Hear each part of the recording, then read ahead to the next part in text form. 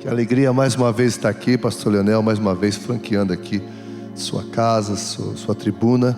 E isso temos que respeitar e honrar isso, isso aqui não é só um espaço religioso. Nós cremos que isso aqui é a casa de Deus, amém?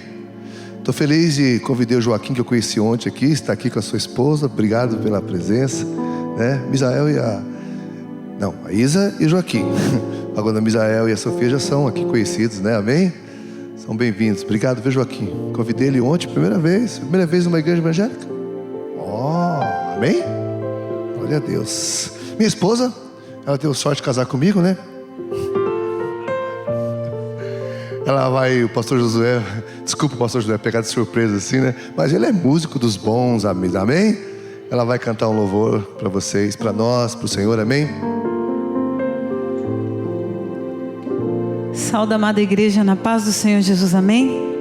Vamos nos colocar de pé e adorar ao Senhor. Que nesta noite você não fique só como ouvinte, mas que você possa ter um momento de conexão com Deus. Eleve suas mãos sobre o seu coração. E eu não sei se tem a letra, irmãos. Sim. Não há problema. Mas coloque suas mãos sobre o seu coração e vamos adorar o Senhor, porque Ele está neste lugar, amém?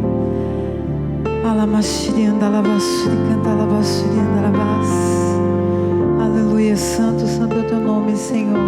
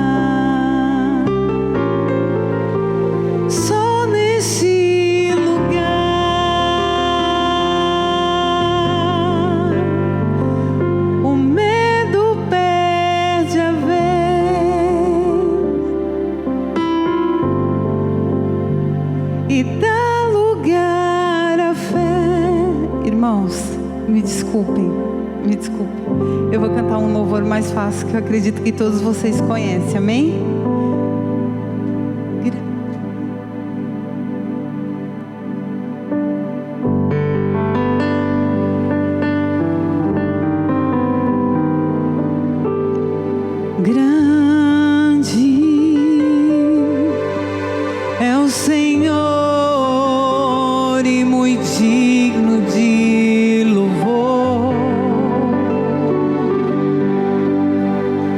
Na cidade do nosso Deus.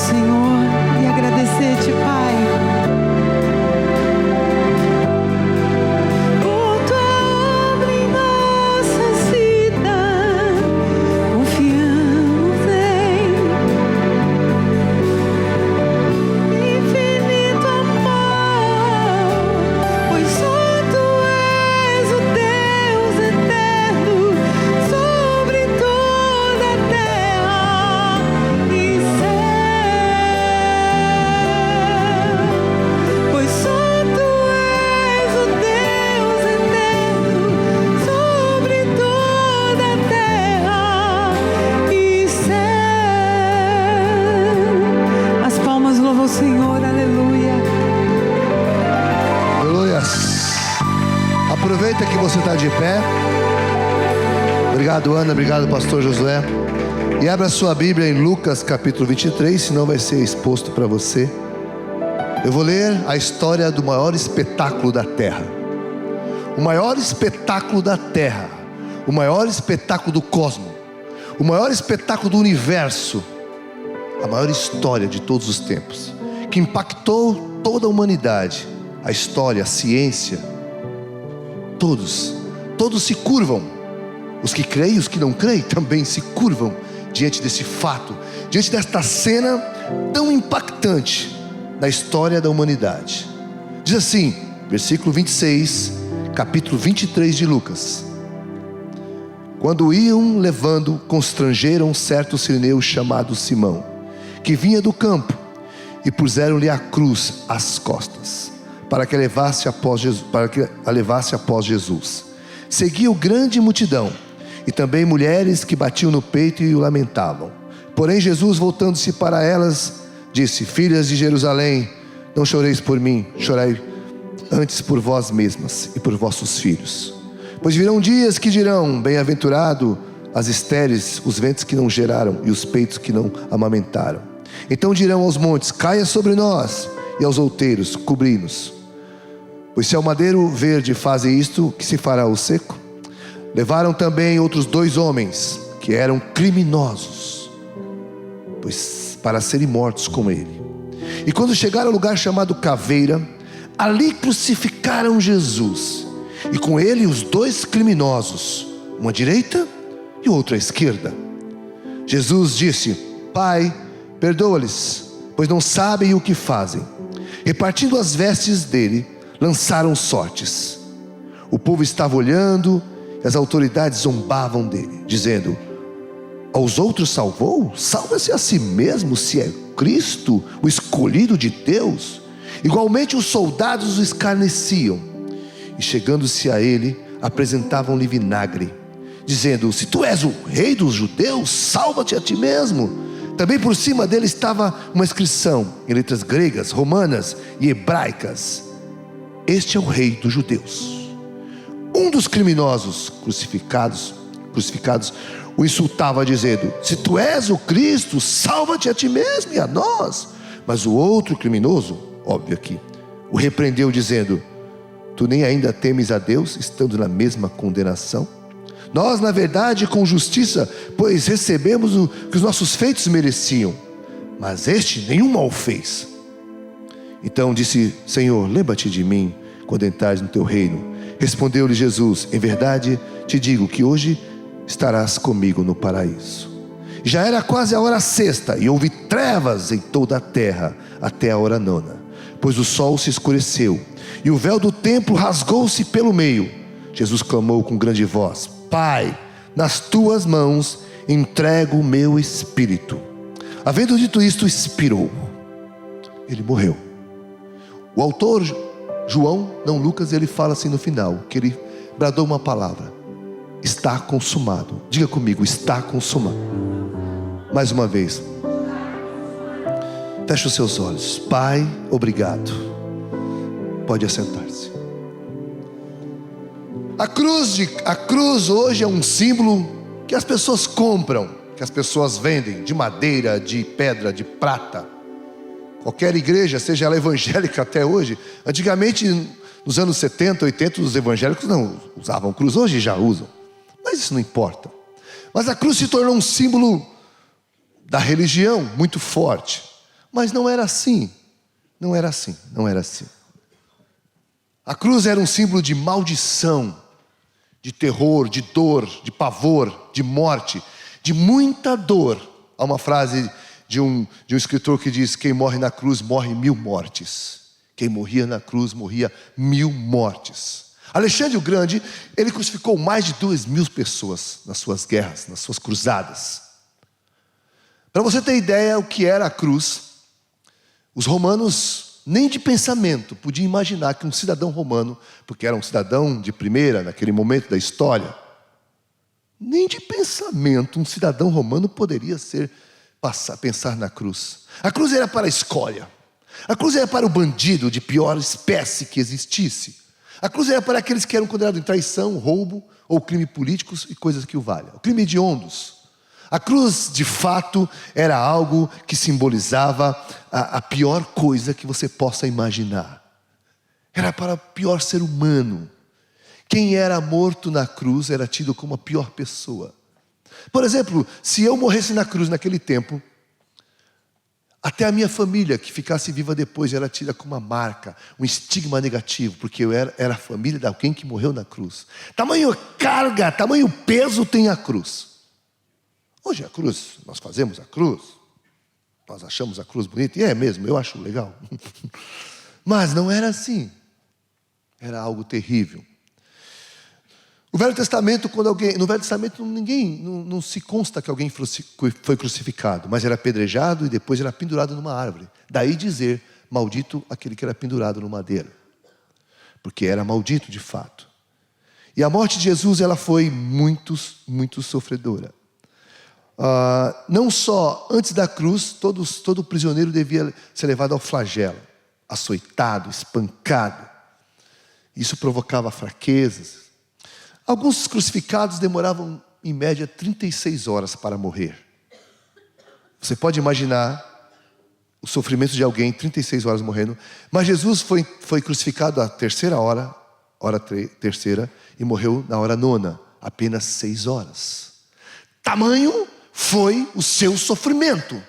O seu corpo já não tinha mais condições humanas, porque além da cruz era exposto ao calor intenso. Calor, é que vocês não sabem calor, né? Um calor, imagina o Rio de Janeiro, 40 graus, você tem ideia do que é isso? É um calor, e você imagina que naquele calor, o sangue caindo, as moscas, os insetos. Então, o sofrimento da cruz não era só a dor física, febre, o corpo tinha febre, as feridas abertas no seu corpo, porque ele foi açoitado, pá, nas suas costas, muitas vezes. Por soldados romanos que eram fortes, tinham força no seu braço e batiam com muita força, e pá, nas suas costas. E quando ele apanhava, saía um pedaço das suas costas, porque aquele chicote tinha nas pontas pregos, ferros, agulhas. Então o seu corpo estava febril, ele estava talvez tremendo. Detalhe, estava nu. O seu vitupério, a sua moral estava exposta. O seu corpo, todos os líquidos de um ser humano que pode saía de Jesus naquele momento. Suor, sangue, etc, etc, etc, etc. Eu quero que você tenha um impacto dessa cena. Eu quero que você precise essa sua cena na sua mente. Porque às vezes, Jesus foi crucificado no meu lugar. E parece uma coisa banal, mas não foi banal. Essa coisa impactou o mundo espiritual, o mundo físico. Como eu disse, o cosmos. Você viu que quando a terra escureceu, a terra tremeu, escureceu, os sepulcros se abriram. Essa cena movimentou todo o universo, todo o sistema, na terra, debaixo da terra, em cima da terra, nos céus, no mundo invisível, no mundo visível. Tudo foi impactado com esta cena. E Jesus estava lá, agonizando. Ele tinha muita dor. Ele tinha muita dor. Muita dor. E sabe o que mais é agravante nessa história? É que ele se entregou para esta morte. Ele se entregou para esta morte. Ele se deu para esta morte. Ele falou, pô, estou aqui. Quando foram prender, ele falou, estou aqui. Não precisa vir com açoites, com paus, com varas. Eu estou aqui. Pedro tentou defendê-lo. Pedro cortou a orelha do soldado, querendo proteger Jesus, como se nós pudéssemos livrá-lo daquilo que estava destinado. Ele teve a opção de não ir. Ele chegou a dizer assim, Pai, passa de mim esse cálice, mas não faça a minha vontade. Ele se entrega. Diga isso, ele se entregou. Olha, isso me deixa chocado no sentido de que como ele sabia o que ia passar, ele sabia o que ele ia enfrentar, humanamente falando, clinicamente falando, psicologicamente falando e espiritualmente, que a dor espiritual. O profeta Isaías diz o seguinte: por um momento eu te deixei, mas com muitas misericórdias vou te recolher. Sabe o que significa isso? Você percebe que Jesus se dirige a Deus sempre como Pai, diga Pai. Mas percebe que na cruz ele fala assim, Deus meu, Deus meu. Ele não chama Deus de Pai, chama de Deus. Por quê? Porque naquele momento os pecados da humanidade estavam sobre ele, e Deus não tem contato com o pecado. Naquele momento, por um momento, Deus virou as costas para ele. E Jesus estava, help me, Pai, Agora eu volto a insistir, ele se entregou.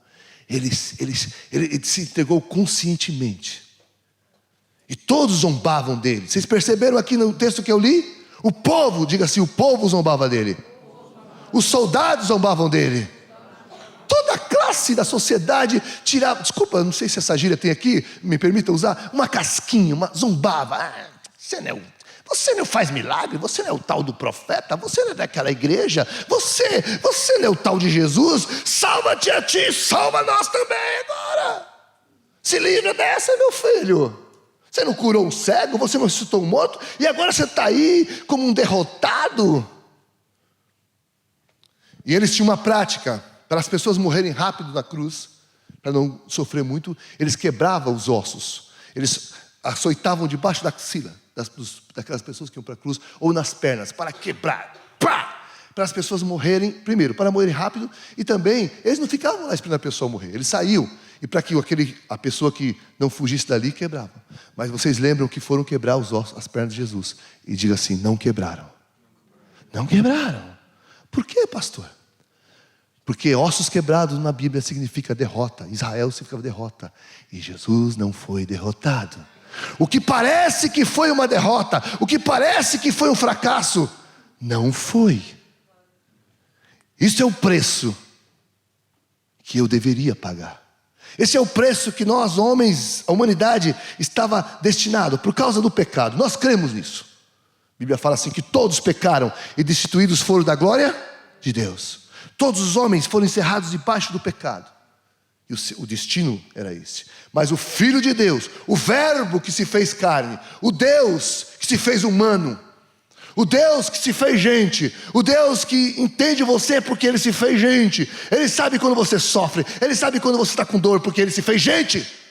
O nosso Deus não é um Deus distante de nós, o nosso Deus não é um Deus religioso, metafísico ou coisa parecida. Ele é um Deus que se fez gente como você, como eu. Ele sabe quando eu tenho dor, Ele conhece, Ele sabe as angústias que eu sofro, Ele conhece as minhas limitações, porque é um Deus que se fez gente. O Verbo se fez carne, diga, o Verbo se fez carne. O Verbo encarna. É por isso que eu e você, irmão, somos convidados a ser uma igreja. Eu não estou dizendo agora de Portugal, de uma igreja de Jesus na terra. A encarnar, não sermos teóricos. O que significa encarnar? A termos a vida prática da paz, a vida prática do amor, a vida prática da solidariedade. É este o Evangelho, é esta o que Deus quer de nós. Nós precisamos fazer com que as pessoas saibam que Deus se fez gente. Gente para abençoar, gente para curar as pessoas, gente que conhece a dor. Às vezes eu sou pastor, isso não me faz melhor do que ninguém. Muito pelo contrário, às vezes eu olho para mim, estou falando lá do meu país, e falo, será que eu estou sendo o pastor que Jesus queria? Será que eu não estou distante das pessoas? Será que esse título que eu tenho não me deixa um pouco num status quo evangélico, religioso? Às vezes eu me pergunto para mim mesmo. Às vezes eu fico perguntando, será porque as pessoas que têm problema não vão na minha igreja? Por que será que elas não se sentem bem? Eu queria que elas viessem. Mas elas têm medo de ir à minha igreja, porque lá as pessoas são tão bonitinhas, tão limpinhas, tão cheirosinhas. E lá fora elas cheiram mal, elas bebem, elas se prostituem. Como é que ela vai naquele lugar todo santo? Quando a cruz tem poder para atrair essas pessoas. Jesus era acusado disso. Ele comilão, ele vai na casa do publicano, ele vai na casa dos fariseus, ele não sei o quê. Ele era acusado, ele atraía essas pessoas. E ele está sendo crucificado. E como eu disse, todos zombavam dele. Mas ele disse, está consumado. Sabe o que significa isso? Eu disse ontem à tarde aqui. Os romanos tinham o poder de polícia naquele tempo, naquela região. E quando os romanos prendiam alguém, essas pessoas eram encarceradas e tinham um documento chamado cédula. Então, por exemplo, se você pegasse 5, 10 anos, que seja, cada ano que você cumpria, riscava, pagou um ano. Quando você terminasse os 10 anos de prisão, carimbava aquele documento com a palavra, está consumado. Significa, está pago. Quando ele disse que está consumado na sua morte, não foi uma frase de efeito, não foi uma frase, ele estava dizendo assim, eu paguei a dívida. A nossa dívida foi paga. Você pode dar um glória a Deus por isso? Ele deu a vitória. Agora a grande pergunta desta pregação hoje, minha última pregação em Portugal, desta viagem, amanhã eu volto para o Brasil. vai ser muito rápida.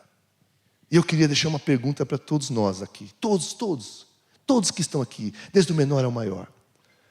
Jesus está no meio de dois criminosos. Diga, Jesus está crucificado no meio de dois criminosos. Jesus foi envergonhado de todas as formas. Além de ter uma sentença de criminoso, estava na turma de morte dele dois criminosos. Duas pessoas rejeitadas, duas pessoas perigosas, duas pessoas que mereciam estar ali, uma à direita, uma à esquerda. E um disse: Jesus, você não é Deus, você não é o Cristo, você não é aquele que do culto do domingo dos crentes? Salva aí, livra a gente também, por favor. Ele também escarneceu do mestre, ele também zombou do mestre. Enquanto o outro disse: oh, meu amigo, cala a tua boca, nós estamos aqui porque merecemos. A pergunta da noite é a seguinte, para você ir para casa já já: que lado da cruz você está? O lado da incredulidade ou o lado da convicção que Ele pode salvar você? Qual é o lado da cruz que você está? A pergunta não é que igreja você é, a pergunta não é que fé você tem. Sim, que fé você tem, mas qual é o lado da cruz que você está? Do lado daqueles que são incrédulos? Do lado daqueles que falam: mas religião é tudo uma bagunça. A questão aqui não é religiosa, é Cristo, a vida. Que lado da cruz você está, meu irmão? Que lado da cruz você está, meu amigo? Do lado da dúvida? Do lado do escárnio? Do lado da incredulidade? Ou do lado daquele que mesmo quando está numa situação de morte, levanta a mão e fala: eu sei que você pode me salvar, Jesus. Como Jó, no seu sofrimento, ele dizia: eu sei que o meu Redentor vive. Que lado da cruz você está? Que lado da cruz você vai dormir com essa pergunta hoje. Você vai lembrar de mim, para o bem ou para o mal. Quem está assistindo vai lembrar também. Que lado da cruz você está? Que lado da cruz você está? Eu vou repetir: do lado da incredulidade ou do lado daquele que tem a expectativa que esse Cristo está aqui hoje e pode te abençoar? Que lado da cruz você vive? Daquele que vive escarnecendo, zombando da fé, ou daquele que crê que Cristo é a única esperança para a tua vida? Que lado da cruz você vive? Todos estavam no mesmo nível de Jesus, todos estavam lá, e Jesus estava lá. Nosso mestre é tremendo. Quantos podem dizer amém a isso? Ele é tremendo. Ele se entrega. Ele está lá, humanamente falando, fisicamente falando, psicologicamente falando, abatido, mas ele estende a mão para aquele: hoje mesmo, tu reinarás comigo, hoje mesmo. Porque Jesus não estava abatido por aquele momento. Sabe, o Cristo que você está ouvindo hoje, talvez a primeira vez, talvez não sei quantas vezes, talvez aí no vídeo, Ele tem uma palavra para você. E a palavra é essa: hoje mesmo, se você quiser, a salvação entra na tua vida. Hoje mesmo a sua história pode mudar. Hoje mesmo o teu cativeiro pode mudar. Só depende do lado da cruz que você está. Qual é o lado que você está? O lado da incredulidade ou o lado da fé? De esticar a mão. Eu imagino aquele ladrão que ele estivesse como que era a última esperança. Ele estava ali, também na cruz, sendo também, ele estava lá, mas ele falou: esse Cristo está aqui, o Cristo está aqui. Eu sei que eu não mereço, eu sei que eu nem podia estar aqui. Ele falou isso, mas Jesus, sabe o que significa isso? Que não importa o que você fez, não importa a sua história, não importa o seu pecado, não importa o que você fez de bom ou de ruim. Se você crê hoje, se você clamar hoje, Ele entra na sua vida e muda a sua história. Você crê nisso? Amém. Então vamos levar essa mensagem para toda a Europa, para Portugal. Nossa, esse pastor tem mania de grandeza, toda a Europa. Chegar no Porto tá bom já, né, irmãos? Vamos anunciar, vamos falar, vamos perguntar para as pessoas: que lado da cruz você está? Sem condená-las, sem julgá-las, sem colocar peso nelas, porque não cabe a nós julgar ninguém. Cabe a nós apresentar o Cristo. Cabe a nós apresentar. Você lembra quando ele morreu? O véu se rasgou. Diga, o véu se rasgou. Sabe o que significa isso? O caminho que tinha obstrução, o caminho que a religião não permitia que as pessoas chegassem lá. O véu se rasgou. Ei, você pode entrar. Ei, você pode falar com ele. Ei, você pode vir. Porque rasgou-se o véu no meio. Abriu. O véu impedia. Só podia entrar depois do véu o sacerdote, o sumo sacerdote. Agora o véu se rasgou. Agora você pode entrar e falar em nome de Jesus. Mas eu sou um criminoso, Aquele criminoso estava lá e ele clamou e ele recebeu a salvação. Que lado da cruz você está? Que lado da cruz? Feche os seus olhos. Feche os seus olhos. Que lado da cruz você está? A Bíblia diz, fique de olhos fechados, orando. Fique à vontade, pastor, pode tocar se quiser. Eu estou terminando. Só preciso ler mais um texto. Fique de olhos fechados. Aleluia. Nele também foste circuncidado com a circuncisão não feita por mãos, no despojar do corpo da carne, a saber, a circuncisão de Cristo. E tendo sido sepultado com ele no batismo, nele também ressurgiste pela fé no poder de Deus, que o ressuscitou dentre os mortos.